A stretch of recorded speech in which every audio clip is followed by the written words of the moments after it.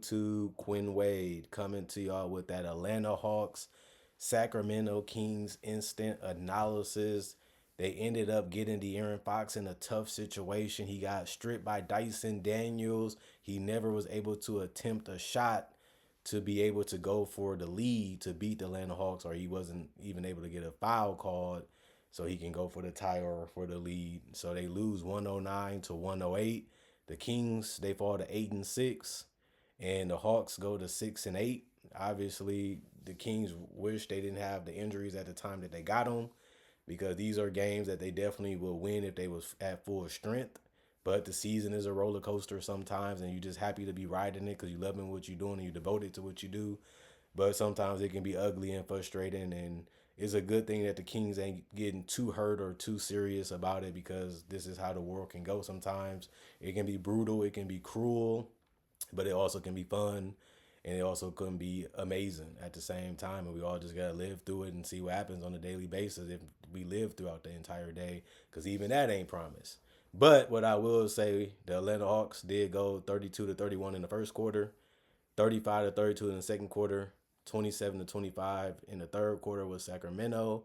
And since they won the second quarter and the third quarter, they went with the lead, which they ended up losing 20 to 15 in the fourth quarter. And that was just enough to win this game. But Trae Young was picking them apart with the passes tonight. His playmaking ability, his basketball IQ and feel for the game was just ridiculous tonight. He didn't even want to shoot that much. He only took 7 attempts, but he made his teammates better. He made his teammates feel good, look good, and that's what they needed to do if they was going to win this game. And that's what happened. That's the plan. That's the game plan, and that's what they implemented. And it looked really good tonight, and it was a fun game to see. And it was at one point they was up by 8, and then the Kings was up by 8, and you didn't know who was going to win. Sometimes it looked like the Kings, sometimes it looked like the Hawks, but the Hawks was able to get a spotly turnover and a spotly defensive mismatch that actually benefited them, and they took full advantage of it. And that's what goes sometimes in the NBA. Sometimes you just make the right plays at the right time, and that's just enough to win. And the Hawks proved that tonight. Zachary Richardson, the number one pick, had 18 points. Good to see him back in double figures and back to see him in the starting lineup. He only played 26 minutes, though. 3 personal fouls, 3 turnovers, 1 block, 2 steals, 2 assists, 3 rebounds. One of them's an offensive rebound, 3 or 4 from the free throw line, 3 or 5 from the 3 point line, 6 of 11 from the field. Clint Capella, 14 points plus 14 and plus minus. 2 personal fouls, 2 turnovers, 1 block, 1 assist, 14 rebounds. So a double double for Clint Capella. 3 offensive rebounds, 2 or 4 from the free throw line, 6 or 9 from the field. Trae Young, 7 points, plus 15 and plus minus, 1 personal foul, 5 turnovers, 2 steals, 19 assists, which is absolutely ridiculous. You don't see that every day. 3 rebounds, 5 of 5 from the free throw line for Trae Young, 0 of 2 from three, but he was 1 of 7 also from the field. So he didn't score a lot. He didn't shoot the ball that well tonight, even though he still was looking for some shots and some opportunities.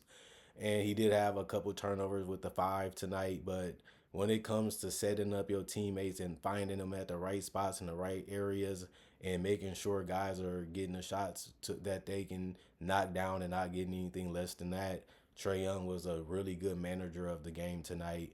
And he was the reason why they ultimately was in position to win this game, because he was just doing so well outside of Clint Capella. And one thing I got to say too, Dyson Daniels, this guy has been balling, and he's not a household name.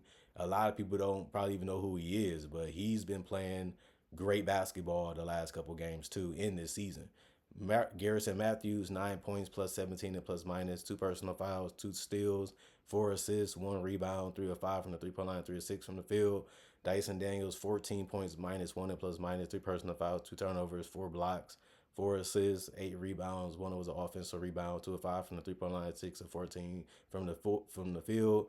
And Yeka Okongwu, 7 points, -13 and plus minus, 1 personal foul, 1 steal, 2 rebounds, 1 of 1 from the free throw line, 0 of 1 from three, 3 of 5 from the field. David Roddy, 5 points, -2 and plus minus, 1 turnover, 1 of 1 from the 3 point line, 2 of 2 from the field. DeAndre Hunter, 24 points, +1 and plus minus, 3 personal fouls, 1 turnover, 1 block, 1 assist, 2 rebounds. One of them was offensive rebound. 2 of 2 from the free throw line, 4 of 8 from the 3 point line, 9 of 15 from the field. Bogdanovich 6 points, minus nine, and plus minus one personal foul, 3 assists, 3 rebounds, two of six from the 3 point line, 2 of 7 from the field. And Kobe Bumpkin 5 points, minus 14 and plus minus three personal fouls, one rebound, 2 of 2 from the free throw line, 1 of 5 from the 3 point line, 1 of 7 from the field. The rest of the guys was ruled out because of injury before the game, or they didn't play because it was the coach's decision. 39 of 83, 47% from the field, 16 of 38, 42% from three, 15 of 18, 83% from the free throw line, 37 rebounds, 34 assists, 7 steals, 7 blocks, 14 turnovers, 19 personal fouls, 109 points.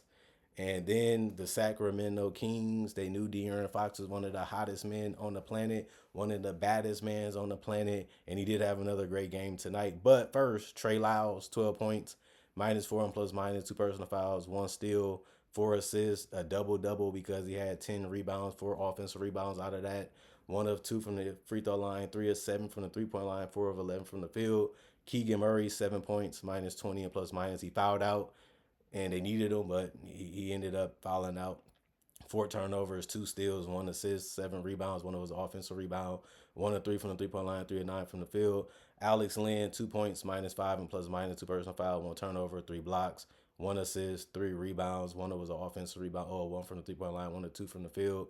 De'Aaron Fox, 28 points, plus two and plus minus, two personal fouls, 4 turnovers, 1 steal, 7 assists, 5 rebounds, 3 of 4 from the free throw line, 3 of 5 from the 3 point line, 11 of 23 from the field. Kevin Herter, 9 points, minus 15 and plus minus, three personal fouls, 2 turnovers, 3 steals, 3 assists, 5 rebounds, 1 of 10 from the 3 point line, 4 of 15 from the field. Doug McDermott, 8 points, plus 15 and plus minus, three personal fouls, 1 turnover, 1 assist, 1 rebound, 2 of 3 from the 3 point line, 3 of 4 from the field. Orlando Robinson, 1 point, minus 11 and plus minus, one personal foul, 2 turnovers, 1 steal, 1 assist, 3 rebounds, 1 of 2 from the free throw line. 7 minutes for him, so he couldn't really do much after that. Isaac Jones only played 2 minutes, so he didn't really do much because of that reason. He only had 2 turnovers and plus three and plus minus 0 points. Jordan McLaughlin been a solid contributor for the Kings. He had 8 points, plus eight and plus minus. He had 4 assists, 2 rebounds, 3 of 4 from the free throw line, 1 of 1 from 3 point line, 2 of 3 from the field. Kobe Jones, um, 3 minutes for him, so he didn't do much. But 0-1 from the field. He did have 3 rebounds, and one of them was an offensive rebound and 1 assist, plus seven and plus minus 0 points. And Keon Ellis, talk about a spectacular performance for him out of nowhere. He led actually scoring tonight. He was the leading scorer, and nobody would have thought that Keon Ellis would have been able to do that.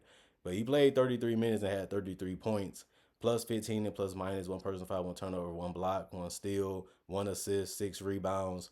Two of them was offensive rebounds, 6 of 7 from the free throw line, 9 of 15 from the 3 point line, 9 of 17 from the field. The rest of the guys did not play. Coach's decision, or they was already ruled out before with the injuries.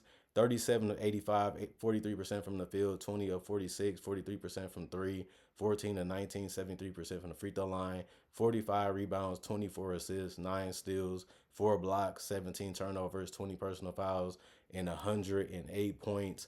They did try their hardest. They did have a chance to win it, but the Hawks just played like the better team long enough to be able to pull this one out, and just being honest about it. And the Hawks, they look good. They actually look good this game. And sometimes they had their funks, and sometimes they got a little stuck and a little stagnant, but they was able to get it back going, and they didn't fall too far behind to where the game was too far to come back or too enormous of a lead to fight back from.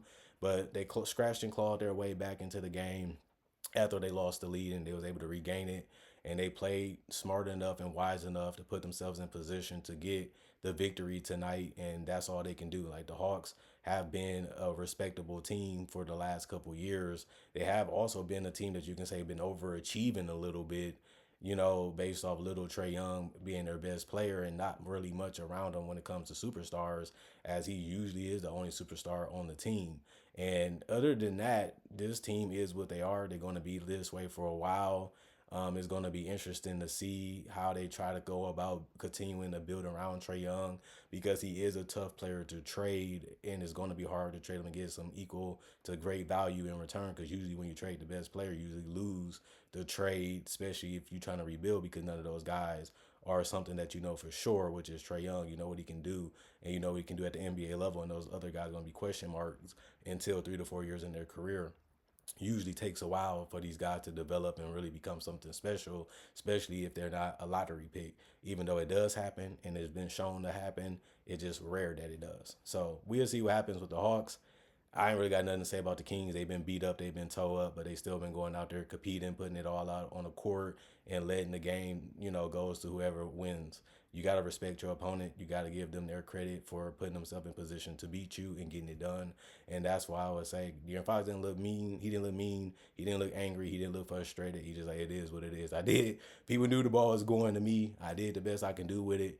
But everybody knows they focused on me because I'm the player that was scoring a lot besides Keon Ellis. So, you know, that's why the role players got to make sure the court is open and opportunities are there just in case the best player gets stuck in a situation to where they got to force up a tough shot. And that's where he was in. But you got to give credit to the Hawks for being able to put him in that position and also executing a defensive game plan to get the stop.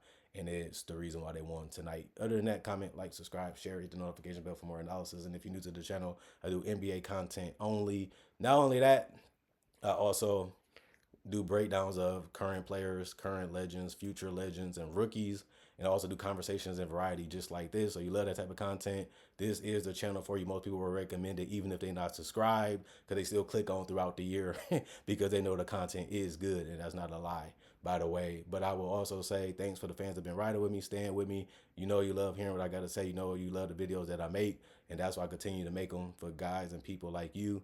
And as long as that's going strong and as long as we got our balance like we do still far, it's going to keep on going on this way, even into 2025. And hopefully that can be the goal, is to continue this as long as we can and have as much fun with it as long as we can and still watch some great games. And it's been a great season so far. A lot of competitive games, a lot of games that's coming to the end. A lot of people seeing teams that's disappointing, overrated, overblown, overcovered, but we also see a lot of teams and a lot of players making names for themselves. And we seeing a new generation of basketball and new styles and new play styles and new different ways to play the game. And also teams are starting to build their own identity as teams and trying to build their own brand of basketball in a weird, silly type of way. It's always going to be naysayers because of that way until it's proven just how it goes. You got to earn your respect, got to earn your stripes. It's just how the world works. Don't take it too serious. Don't make it feel like you're out on it alone. Your teammates and organization got your back. That's why you're building that brand. So teams like the Hawks and the Pistons and the Kings, keep your head up like De'Aaron Fox did tonight and go on to the next one and continue to power through it. Other than that, see you guys hopefully later today. I got one more for y'all.